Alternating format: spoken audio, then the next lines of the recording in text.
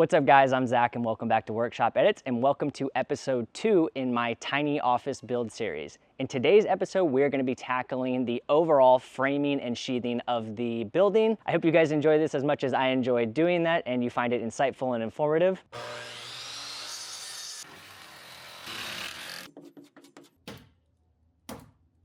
Let's get to it. All right, we're in the shop. I've got all of my lumber purchased right there and we're just gonna get to cutting. So I have my plans and measurements printed out. I'm just gonna follow that to a T. It's gonna be a lot of repetitive cuts. The way that I'm going to do this is build each wall individually on the ground and then either carry it myself or get some help to carry it back and then assemble all 4 walls at once. I've gone back and I've remeasured my platform just to make sure that all of the measurements in my design match up with the final overall size of it. So if I do follow my cut plans, everything should line up pretty good, and I'll be checking things as I go just to make sure I'm not like completely off.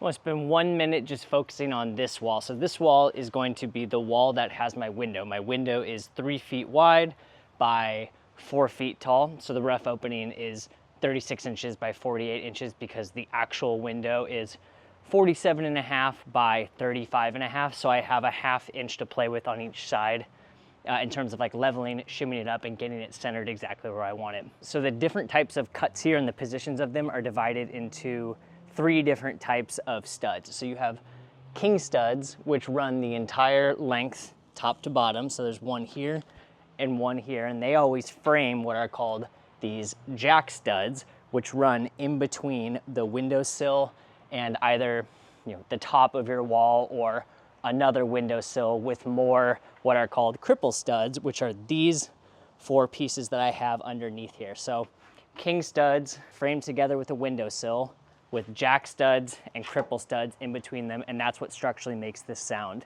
You probably also noticed on the other wall, which is the exact same copy as this, but it's just king studs running top to bottom. I'm also just doubling up the back corners with studs just to help share the overall weight and load of the roof in the rear of the shed for no reason other than I'm just over engineering the whole thing. Hope that makes sense.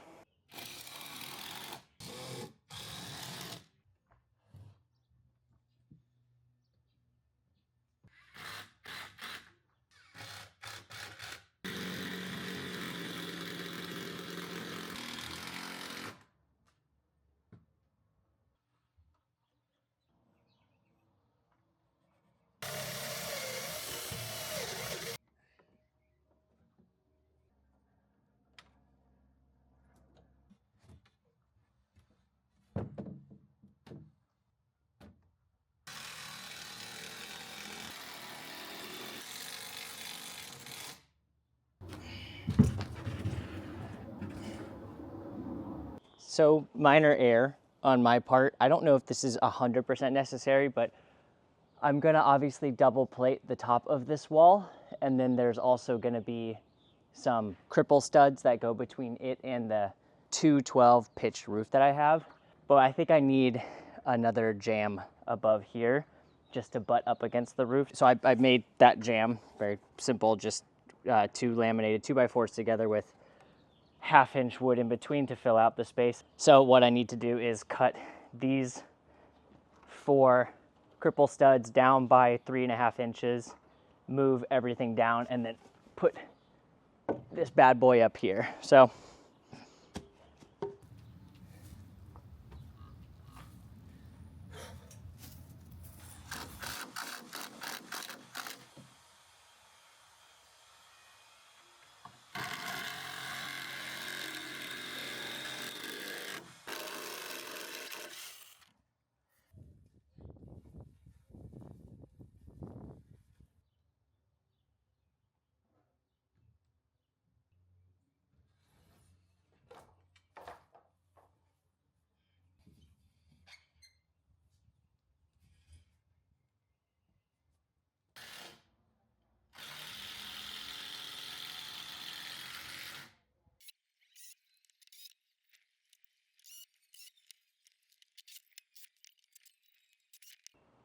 well, I would call that great progress. So I've got all 4 walls up. That front one was incredibly difficult to carry by myself, but unfortunately I didn't have any help. What I ended up doing was putting a couple of footings on it and then added a couple of extra like sacrificial pieces that I could like grip and hold onto, and then I just slid it all the way to my backyard. It got a little sketchy there for a second. So I just went around and I checked for plumb on all of the walls, and shockingly everything is like within probably 1 degree of plumb, if not 90 degrees, and that's good enough for me. In order to secure the walls, I used the same structural type of screws that I used for all of the framing, except I used these big 4-inch ones, and that just made it really easy to go through 1.5 inches of wood through the subfloor into the beams at the bottom. And it was nice having the extra blockings that were securing the stretchers at the bottom, because then I could go into them from different parts of the footings. And I just did 1 or 2 screws in between every single footing down there. So that feels really secure. And then I also used these to go through all of the walls, and I did like 5 or 6 per pole. And I think with having the double stretchers here, that also has helped like just really reinforce it. So now that the walls are in place, the next thing I want to do is go in and add my top pieces. I'm not actually sure what they're called. Like you end up, whenever you're doing these types of framings, you end up doubling up the wood on top. So that means I'm going to add an extra 2x4 at the top here and on the other side, as well as the front and back pieces. And in order to connect these 2 walls back here, I'm just going to overlap them. So you'll see me do that next.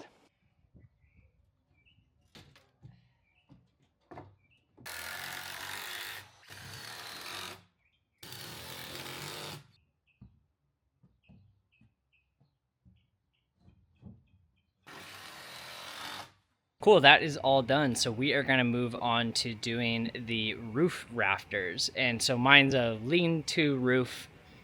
I'm using 2x4s for that. I'm gonna space them 12 inches on center. And I'm doing this in a way that's gonna allow me to have the exposed beams inside, have a shiplap on top of it, and then insulate on top of it. I think it's just gonna have like a really cool aesthetic. And I thought it through like pretty thoroughly in my design and like researched it. So the first thing I'm gonna do is just start taking some measurements. So I have 8-foot 2x4s. They're like the top choice version. So like aesthetically, they look a little bit nicer, and they're a little bit more expensive at Lowe's for me. I don't know if they sell them elsewhere. And I'm just gonna start doing some preliminary marking. I want my front overhang to be 18 inches. So my back overhang will be like about 6 inches. So what I'm gonna do is mark out one of those, then get up on the roof and position where I want it, and then start marking out where I'm gonna cut my bird's mouths for all 11 of my rafters. So let's do that. So I marked right here. That's where I want my line to be, and I'm just using my pencil to sort of make sure that line is with it. I'm gonna do it on this side too. Just gonna roughly mark out the area that I'm gonna cut out. All right, we can go back to the shop. I'm gonna test one of these, fit it, and then I can version this out across, I can't remember, I think I have to do 11 of these. All right, I'm gonna do my best to show how I'm cutting this bird's mouth. So I jumped ahead, but so this was the marking that I took up when I had the piece on the rafter. So I'm gonna draw my square there. I'm looking for a 212 pitch, so I'm gonna rotate at my pivot point to the 2, get that lined up, draw my line here. Then I'm gonna flip this over and see this little thing that says pivot point, which is gonna be right here based on where I marked things. This little diamond needs to line up exactly with my marking. Diamond, and then we can draw our cutout. And now we're gonna cut that part out.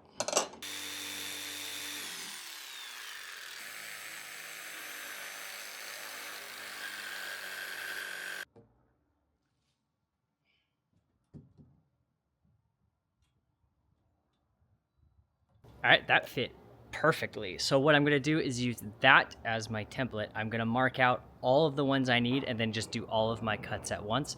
Then we can get to positioning them, and we'll talk more about that when I do that.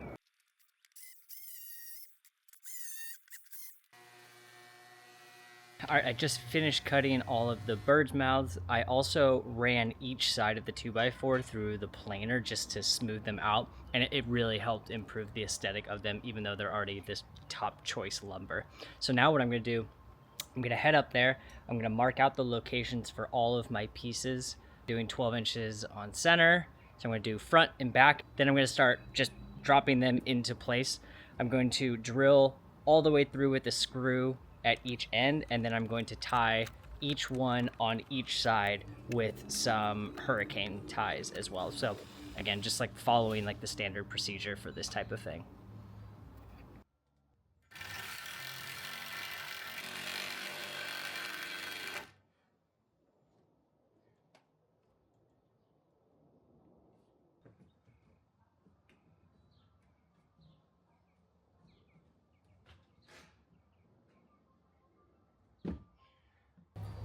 I had to give the monkey bars a try.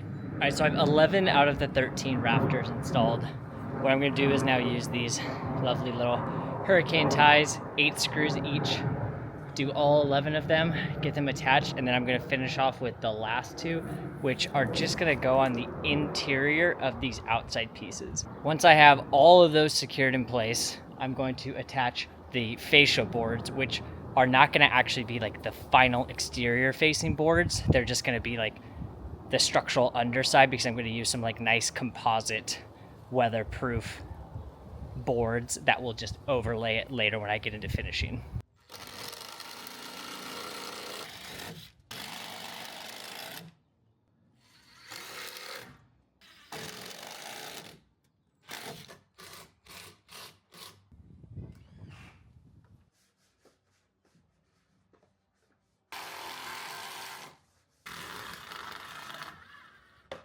All right, it's a new day out here. I just finished installing blocking between all of the rafters. That way both the drywall on the inside and the OSB on the outside have something to bite to up top.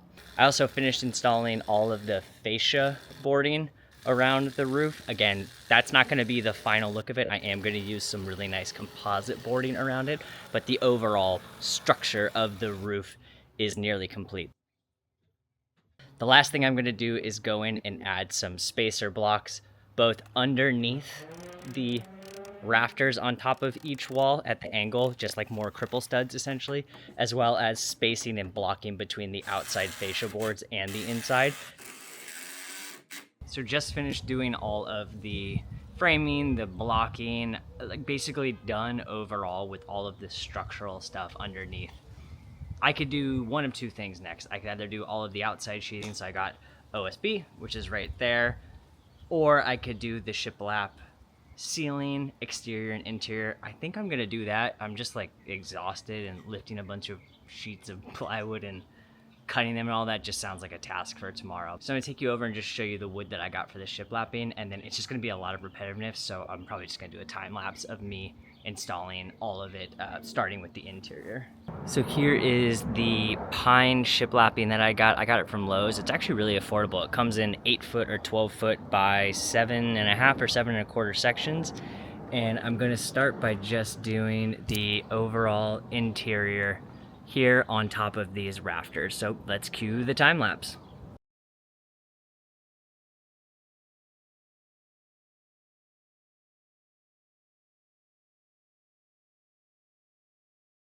Pretty stoked with how this is coming out. I think it's gonna look awesome when it's all finished.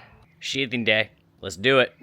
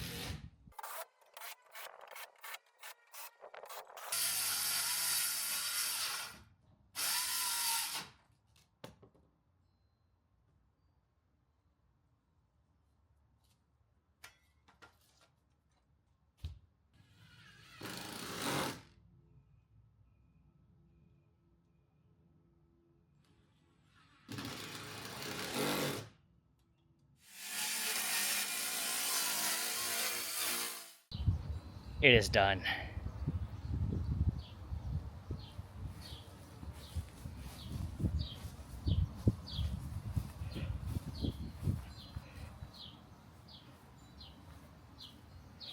It is really hot and that was exhausting, so I think I'm going to call it for today. Next up is taping all the seams, which I think I'm going to wake up early and do in peace and quiet.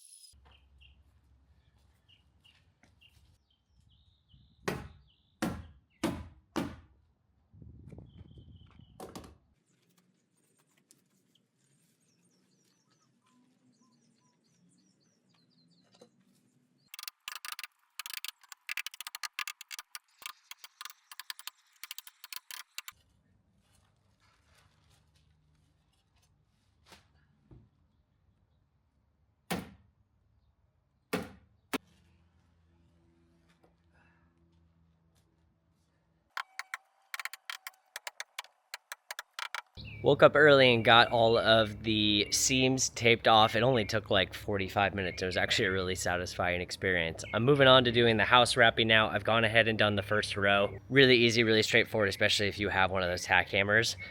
The paper I'm using is 3 feet tall, so I'm gonna overlap it by 6 inches and work my way up. One tip that I got is, because I'm working solo, it's really hard to maneuver that paper and kind of roll it out and keep it level and all that kind of stuff. So you use just like a long pole and a clamp, and that sort of provides you with like a second set of hands so that you can fasten one piece in place, roll out to where you need to, and set that pole, and there it sort of stays level with you as you go and makes it a lot easier to do. Obviously, if you have 2 people, this process goes a lot quicker, but it's just a tip that I picked up, and I've already done it with just the first row alone, and it made the process way easier.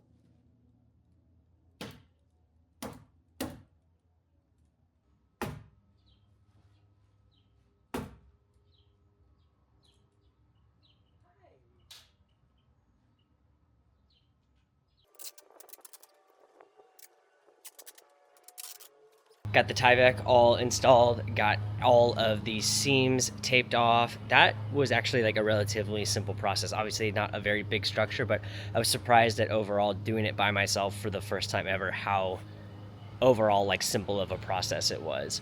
With all of the exterior work complete, we can move on to installing both my window and the sliding door.